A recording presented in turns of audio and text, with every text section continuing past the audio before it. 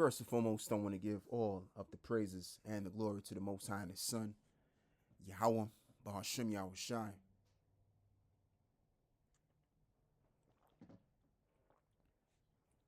Bahashim Rakah Gwadash. And double honor to the elder apostles of the great millstone that have taught us this truth. And the elder bishops on down, and Yahweh Bahashim Yahweh Shai Brakatham to the elect, and it's your brother, Laban. And I have an interesting article that I want to go over. What's happening with Arkansas in regards to these farmers as they beg President Donald J. Trump for help. As this reads, hundreds of scared Arkansas farmers ask Trump for help, beg President to show fruits of his love. What do they expect? Chris King has farmed Arkansas soil for 4 years. Last week, he stood before congressional staffers in Brooklyn with a message he never thought he'd deliver. I've never been as worried as I am now about whether or not my kids and grandkids will be able to carry on, he told local outlet KATV. King wasn't alone. Hundreds of Arkansas's farmers packed the meeting, all carrying the same urgent plea for emergency funding. Their warning was stark without immediate help. American agriculture faces its worst crises in a generation. You are going to lose 25 to 30% of the farmers in this country if they don't do something, said Scott Brown, who works 800 acres in Biggers. In the short term, they have no choice but to mail us a check. We're in real trouble. At the meeting, farmers shared story after story of mounting debt, aging equipment, and disappearing profits. I farm 800 acres by myself. I can't afford any help. I farm with paid-for equipment. All my tractors are 50 years old. I can't hardly make this deal work, Brown said. Prices that we are getting now are prices like they were when we were children, and what it costs for us to farm is astronomical now. Added Melissa King. The price of a combine when we were kids was in the $20,000s of dollars. Now it's $100,000. Money takeaway for many families today costs makes it nearly impossible to break even, let alone pass farms down to the next generation. Disaster on top of disaster. This financial crisis follows one of Arkansas's worst agricultural years on record. The Arkansas Times reported that April floods killed more than 100 people across multiple states and set rice farming back for months. Wow. The University of Arkansas's Division of Agriculture estimated nearly $100 million in crop-related damages with rice fields hit the hardest. So this is what you call a breaking of the stack of bread. Now, if this is so in Arkansas, this is going to really, really bring the prices of food higher. Now, I know America's already going through inflationary times as well as we are down here in the UK, but it's much worse over there because the dollar has been rejected by many nations, and then you've had the printing of dollars, and now you have this situation where you have farmers in this particular state that are having issues, financial difficulty to push forward with their farming business. Okay, so you're gonna have a scarcity of food, which equates to that of a famine. So when you have a scarcity of food as well, you have problems because, come on, you have hundreds of thousands of people in one state.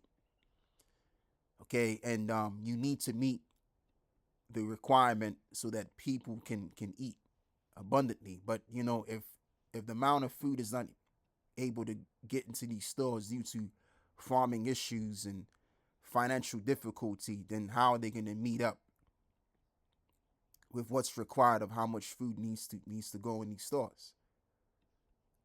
So we're looking at a famine if they don't knock this out. But it's looking like they'll probably not knock it out, because again, what's the plan and the agenda of the elite for the American people is to crash the economy.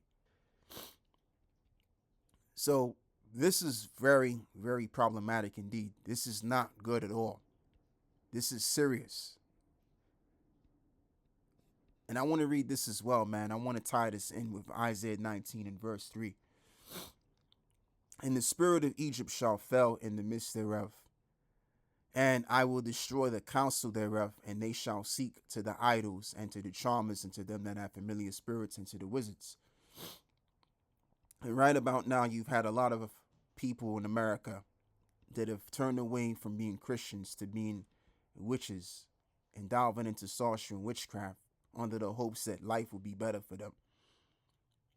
But all it's going to do is just going to make situations even worse for them. Because right now, what people don't understand, whether they do or they don't, we're in a time of a great change, which is pretty much happening. And that great change is the changing of worlds. We're going from one world to another one now. And so things are happening in this Western Hemisphere. And it's showing that we're pushing towards the ending of this one, as well as we're speaking. All right. So like I said, I mean, if they're struggling to get food in these stores, man, and some of the food they're able to get in these stores, what do you think is going to happen with the price of food? It's going to get even higher.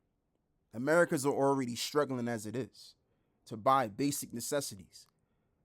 So what is this going to do? It's just going to make life even more harder.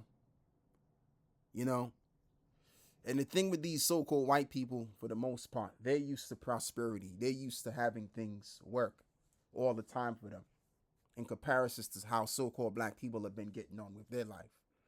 So what do you think is going to happen with these devils? It's going to get to the point where enough is enough, isn't it? And then there's going to be a reaction, and the people are going to resort to violence. But this is what they want, okay? Because again, like I've said, this is a part of the agenda of the elite. It's to crash the economy. And so chaos can ensue, And then these devils can really get down with what they were always been doing for centuries, getting back to killing people.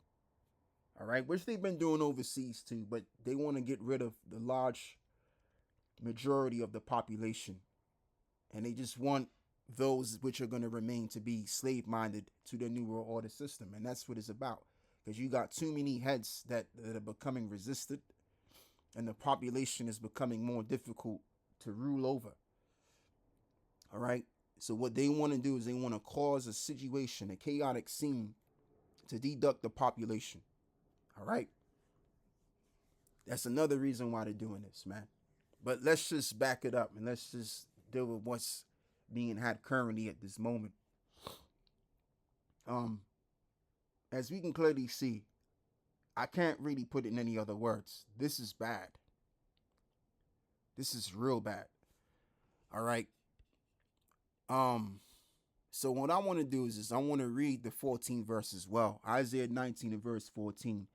The Lord Yahweh hath mingled a perverse spirit in the midst thereof, and they have caused Egypt to err in every work thereof, as a drunken man staggereth in his vomit.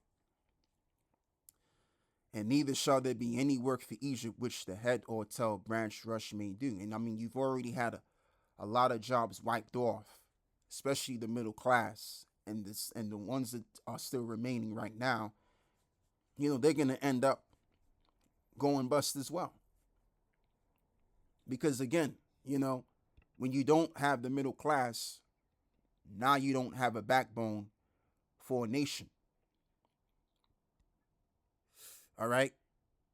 So again, that's another way of destroying the economy, is when you get rid of the working class, those that create jobs for the working class people to keep the economy going. All right.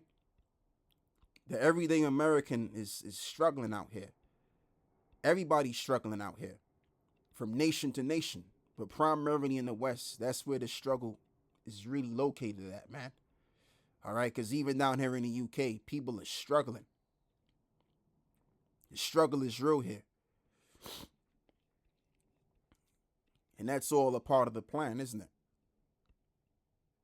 This is Ecclesiastes 12 at verse 3. In the day when the keeper of the house shall tremble, and the strong men shall bow themselves, and the grinders cease, because they are few, and those that look out of the windows be darkened. And that's the young people, those that look out for the future. And that speaks more volumes today, I would say, because you do have a few jobs that you're able to work into. Back in the day, it was easy for you to lose a job and then just get another one right off the rip. Now it's difficult to find another job because what? A lot of these jobs can't afford to keep up. So it's harder to hire people when you can't afford to even run your business as it is. Okay, so the idea of hiring people like it's nothing, that's old fashioned now. Because the economy has slowed down greatly. And so now people are struggling on every step of the way. People are struggling even with the already job that they do have, or they're struggling to find a job. But it's going to get to a point where society will be brought to a halt.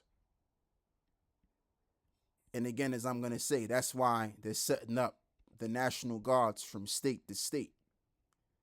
Simply because they know that the time will be had where they're going to have to pull the plug. And all bets are going to be off. Especially these devils, man. You know, when enough is enough for these devils, they're going to resort to the violence. So anyway, speaking of the word halt, which means bring or come to an abrupt stop, a suspension of movement or activity, typically a temporary one. And it ain't going to be a temporary one when America's being brought to a halt. Once it's being brought to a stop, a halt, it's going to be for a long duration of time. And in that long duration of time, violence is going to ensue.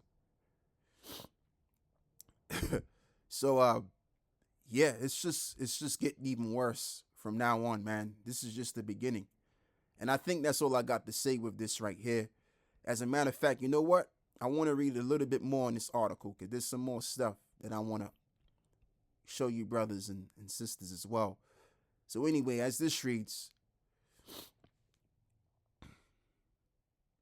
tariffs, the final straw. For some, tariffs are what tipped them over the edge. Tariffs are the ice cream on the cake of a perfect storm, Brown said. Without tariffs, U.S. soybeans shipped to China would undercut Brazil's prices. With them, American crops can't compete. Yet a Purdue University survey found that 70% of producers still believe tariffs will ultimately strengthen the U.S. agriculture. No, it wouldn't, because they would have to pay a tax if they can survive long enough to see the benefits. Money takeaway. Farmers support tariffs in principle, but say they need short-term relief to survive them. Oh, let's read this as well. President Donald Trump's big, beautiful bill promises expanded agricultural subsidies, but not until 2026, according to the House Committee on Ways and Means. For farmers staring down loan payments this spring, that's a lifetime away. We have to have at HOC payments right now to make it through this year, Haywood stressed. Yeah, so that's pretty much all I got to read with that over here. Matter of fact, let me read some more. Let's read some more in this. Congress Rick Crawford District Director Gene Higginbotham offered sympathy, but no timeline. We're going to do everything we can to get you the help you need. But for now, check is not in the mail. And that's what they always say. When they say, when these devils say we're going to do everything we can, meaning they ain't going to be doing shit. All right? That's what that means. They're not going to do nothing about that. They won't be able to anyway. So what does this mean for your wallet? This is just a rural crisis. When family farms collapses, the effect ripples through the economy. In the short term, fewer planted acres means reduced crop production, which pushes up the cost of raw materials almost immediately, of course. Within months, food manufacturers pass those higher costs along the supply chains, leaving consumers to pay more at the grocery stores. And in the long run, as family farms shut down, larger corporations step in to fill the gap, reducing competition and keeping prices high for good. Right. And that's what I was saying earlier before. That's what's going to happen. So when you get rid of these natural grown businesses or farmers, now the major corporations or the major institutions can step in there and then basically, again, give people the food that they want to give. And that could either mean that you have to eat fake beef and food which is been genetically modified, which is not real food. Like, for example, Bill Gates, he's bought up a lot of land just so he could do just that, to compromise your food. So he sells you that food in the stores, and that's the only food you're left to eat. Something which came to my mind, man. But either I know or America's going down, man. It's CTDing. Changing of worlds.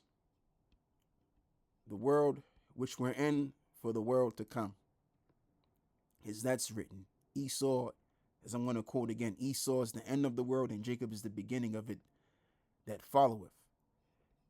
And by the way, speaking of a famine, which is what this is, as the Lord said in the book of 2nd Ezra 15 and verse 11, right? How the Lord will send plagues as before in Egypt. All right? Through the prophet Esdras. And in ancient Egypt, during the time of Abraham, you had what was a famine in Egypt at the time. So the same thing is going to play out in modern Egypt, a famine, which means a scarcity of food.